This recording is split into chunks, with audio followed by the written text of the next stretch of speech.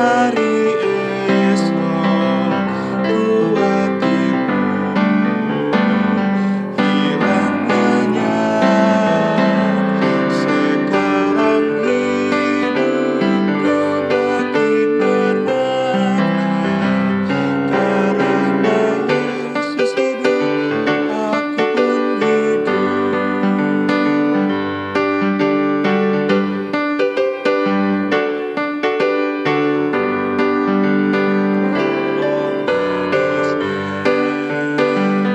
bersama Yesus, aku tenang,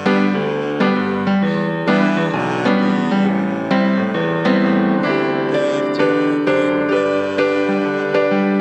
masa depanku, hidupku jadi baru oleh hidupnya.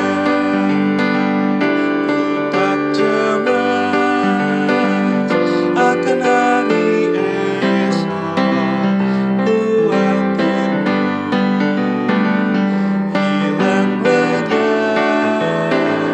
Sekarang hidupku makin bermakna, karena Yesus hidup, aku pun hidup.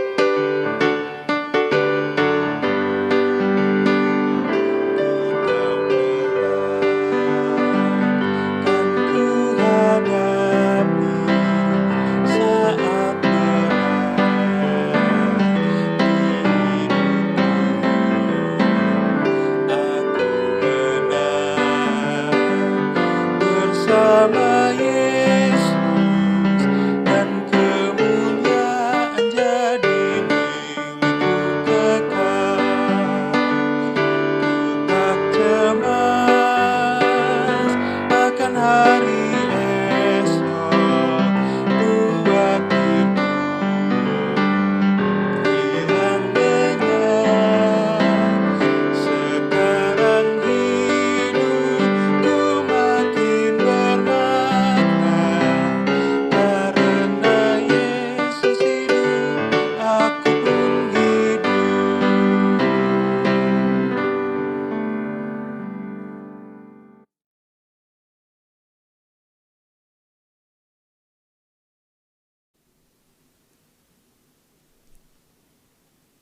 Shalom jemaat Tuhan, kita jumpa lagi di minggu kedua setelah Paskah dan kita mengucap syukur kita terus menikmati pemeliharaan Tuhan. Di minggu kedua setelah Paskah kita beribadah lagi di tempat kita masing-masing dan tiba saatnya untuk saya menuntun kita dalam pembacaan dan perenungan kita dari kitab suci kita yang pada hari ini diambil dari kitab Keluaran pasal 7, akan kita baca ayat 7 sampai ayat yang ke-13. Namun sebelum kita membaca dan merenungkan bagian dari kitab suci kita ini, terlebih dahulu kita berdoa. Mari berdoa. Ya Allah, ya Tuhan kami sungguh berterima kasih. Kebaikan Tuhan tetap kami alami nyata, mengiringi langkah hidup kami hingga di saat ini. Menghayati kembali persekutuan bersama Tuhan di dalam keluarga kami masing-masing. Kami akan mendengarkan sabda-Mu, firman tentang kebaikan Tuhan. Kami mohon tuntunlah kami dengan roh dan hikmat-Mu supaya kami mengerti apa yang kami baca, yang kami dengar, yang kami hayati bersama di kesempatan ini. Inilah kami yang rindu akan sabda-Mu, bersabdalah dalam Kristus, Tuhan yang hidup, Tuhan yang bangkit dan menang, itu yang menuntun kami setiap waktu kami berdoa. Amin. Keluaran pasal 7 ayat 7 sampai ayat yang ke-13. Firman Tuhan berkata kepada kita begini. Adapun Musa 80 tahun umurnya dan Harun 83 tahun ketika mereka berbicara kepada Firaun. Dan Tuhan berfirman kepada Musa dan Harun, apabila Firaun berkata kepada kamu, tunjukkanlah suatu mujizat, maka haruslah kau katakan kepada Harun, ambillah tongkatmu dan lemparkanlah itu di depan Firaun. Maka tongkat itu akan menjadi ular. Musa dan Harun pergi menghadap Firaun, lalu mereka berbuat seperti yang diperintahkan Tuhan. Harun melemparkan tongkatnya di depan Firaun dan para pegawainya, maka tongkat itu menjadi ular. Kemudian Firaun pun memanggil orang-orang berilmu dan ahli-ahli sihir. Dan mereka pun, ahli-ahli Mesir itu, membuat yang demikian juga dengan ilmu mantera mereka. Masing-masing mereka melemparkan tongkatnya dan tongkat-tongkat itu menjadi ular. Tetapi tongkat Harun menelan tongkat-tongkat mereka. Tetapi hati Firaun berkeras, sehingga tidak mau mendengarkan mereka keduanya, seperti yang telah difirmankan Tuhan. Demikianlah pembacaan Alkitab. Berbahagialah kita yang disapa oleh Tuhan melalui firman yang kita dengar hari ini. Haleluya.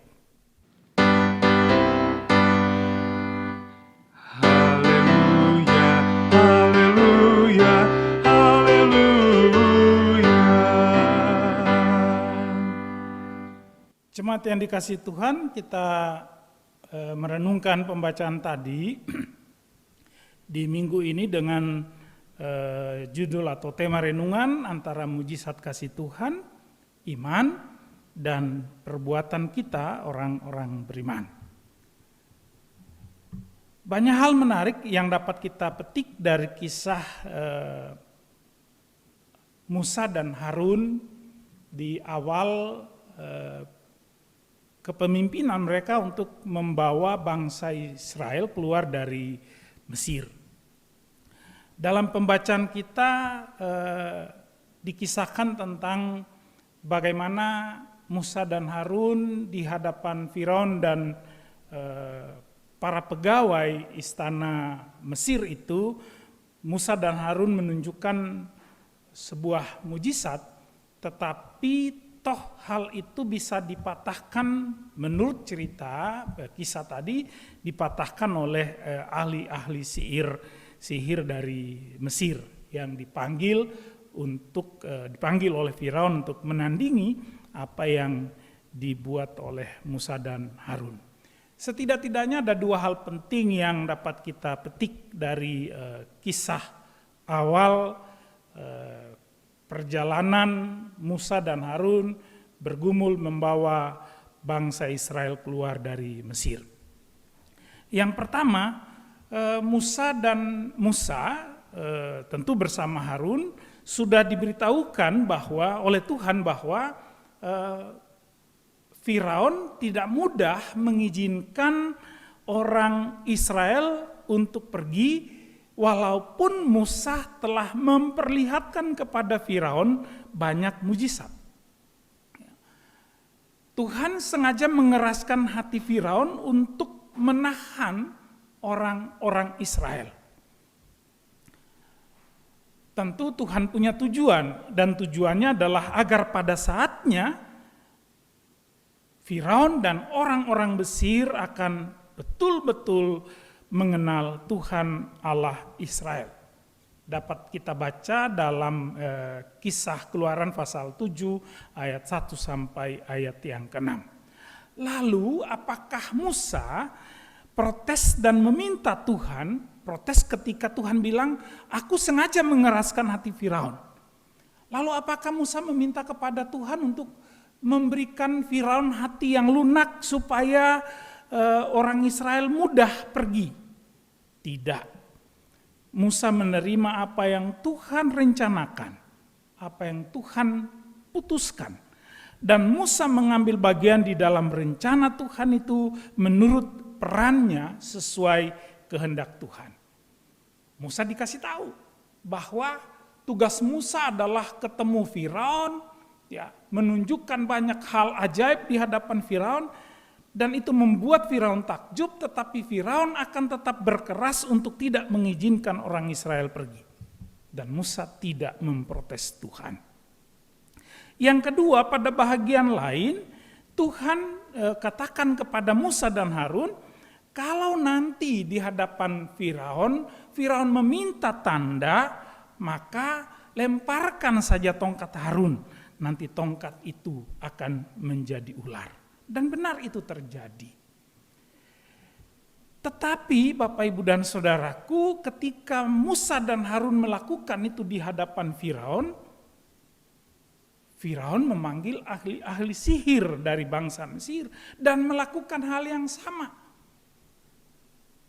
Tuhan ketika meminta kepada Musa dan Harun untuk menunjukkan mujizat itu, Tuhan tidak mengatakan tentang apa yang akan terjadi. Tapi saudaraku, Musa dan Harun ketika melihat bagaimana apa yang dilakukan oleh mereka bisa ditandingi oleh ahli-ahli sihir Mesir, Musa dan Harun tidak protes kepada Tuhan. Mereka tidak protes karena Tuhan tidak memberitahukan apa yang akan terjadi. Kemungkinan apa yang akan dihadapi. Tidak. Karena mereka tahu, mereka percaya bahwa tugas mereka adalah mengerjakan apa yang Tuhan perintahkan untuk mereka kerjakan, dan selebihnya serahkan kepada Tuhan. Tuhan yang mengerjakan selanjutnya. Maka ketika Musa dan Harun atas perintah Tuhan nanti, ketika Firaun meminta tanda, lemparkan saja tongkat Harun. Dan tongkat yang dilemparkan itu menjadi ular. Dan itu ternyata bisa ditandingi oleh Firaun lewat ahli-ahli sihirnya. Musa dan Harun tidak protes karena mereka tahu Tuhan pasti bertindak. Dan ketika Tuhan bertindak, ketika Tuhan melakukan apa yang seharusnya Tuhan lakukan, maka ular-ular buatan ahli-ahli sihir Mesir itu ditelan habis oleh ular yang berasal dari tongkat Harun. Saudaraku, kedua hal ini mengajarkan kepada kita di saat kita sedang menghayati iman kita bahwa Tuhan kita adalah Tuhan yang bangkit, adalah Tuhan yang hidup, adalah Tuhan yang menang di tengah-tengah situasi dunia yang menakutkan ini. Mungkin jalan panjang dan berliku, jalan panjang yang berliku dan berat sedang kita lalui dan itu tidak mudah. Tetapi ingatlah hal ini. Mujizat kasih Tuhan akan tetap kita alami nyata. Karena Tuhan setia menyertai kita di jalan yang panjang, berliku, berat dan tidak mudah itu. Firman Tuhan katakan, iman tanpa perbuatan adalah mati. Karena itu sambil menghayati iman kita bahwa di setiap saat ada banyak mujizat kasih Allah yang akan kita lihat dan alami, sejak kita bangun pagi hingga kita tidur di malam hari dan besok kita dibangunkan lagi, kita percaya, kita imani bahwa di setiap waktu, di setiap saat mujizat kasih Allah kita alami. Maka ingatlah hal-hal ini. Pertama, jangan bertanya apalagi protes kepada Tuhan mengapa jalan panjang ini belum berujung. Karena Tuhan tidak memberitahukan kepada kita kapan pergumulan ini akan selesai. Tetapi kekuatan kita adalah bahwa kita tidak sendirian menapaki perjalanan panjang yang kita tidak tahu di mana ujungnya. Yang kita tahu adalah bahwa Tuhan kita Yesus Kristus yang bangkit itu di dalam kuasa rohnya yang tidak terlihat, sedang menemani kita berjalan menapaki langkah demi langkah. Ia juga bersama kita saat kita melewati setiap belokan atau tikungan tajam pengalaman hidup yang kadang-kadang belokan itu membahayakan. Ia tetap bersama kita, bahkan ia kadang menggendong dan memikul kita saat kita melewati jalan yang curam dan terjal. Pada waktu kita mendaki naik atau kita menuruni lembah-lembah pengalaman hidup.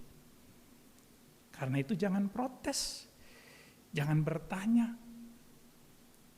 Tuhan memang tidak memberitahukan kepada kita kapan pergumulan panjang ini akan selesai.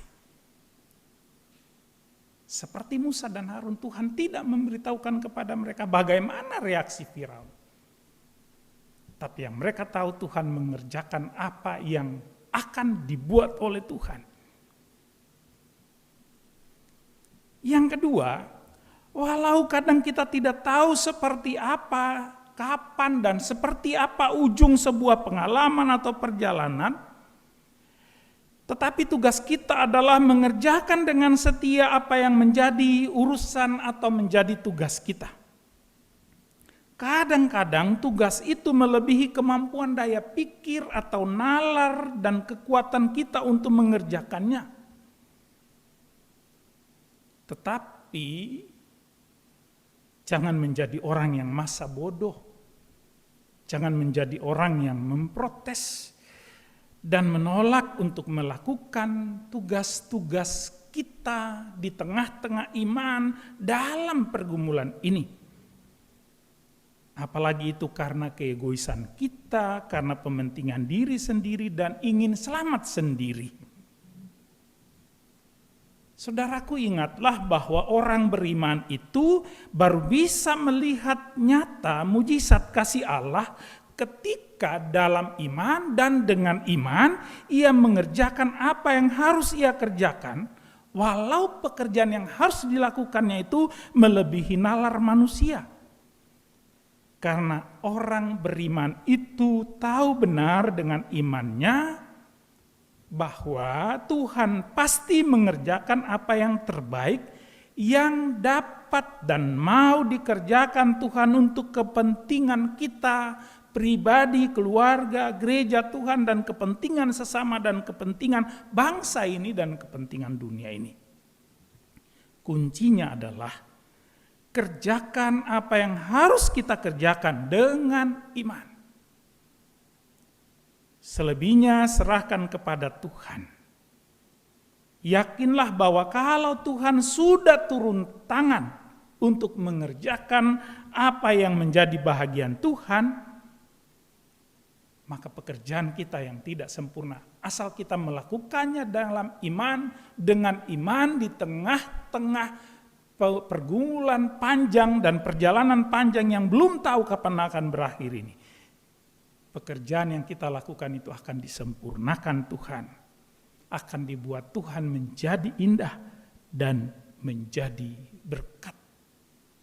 So, karena itu saudaraku, jika mau melihat mujizat Tuhan terjadi di dalam hidupmu, sesulit apapun keadaan hidupmu, kerjakan apa yang Tuhan suruh, apa yang Tuhan kehendaki, walau kadang terasa berat, tidak sesuai dengan nalar, kadang terasa berat dan sulit.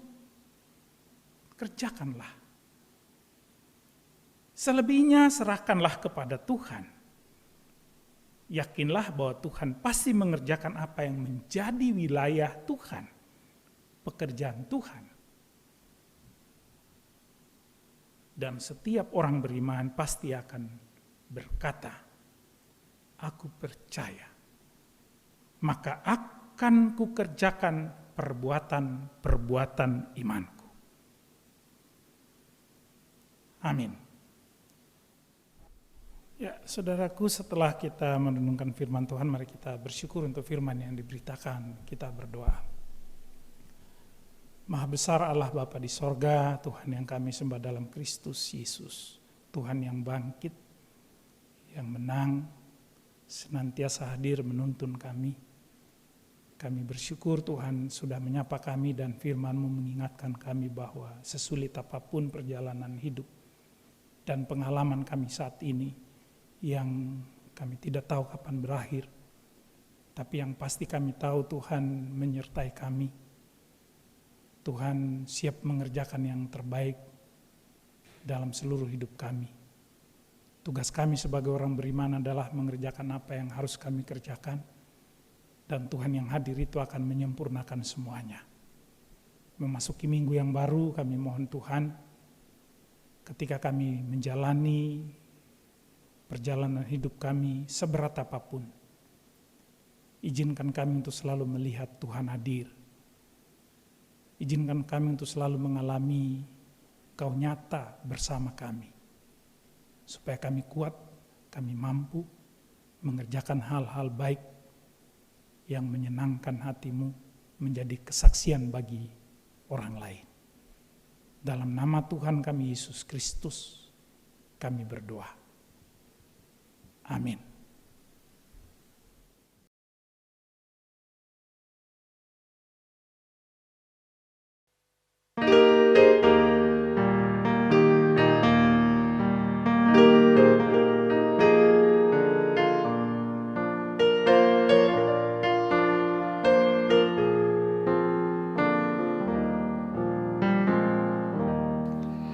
Hidupku disentuh oleh kasih Tuhan, dengan cara ajaib ku disentuhnya.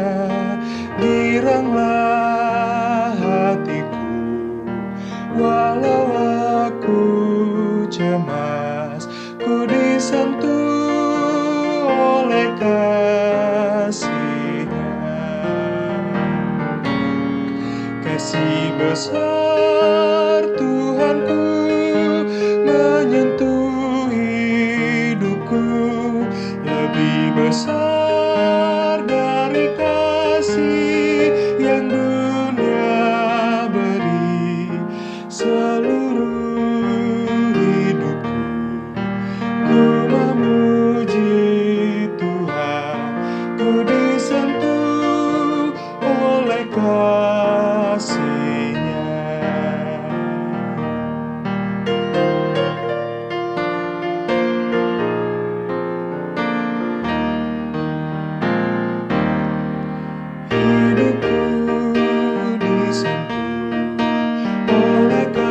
kasih Tuhan bagiku nyatalah dalam firman-Nya. Selamanya ku tetap berpegang padanya, ku disentuh oleh kasih-Nya. Kasih besar Tuhanku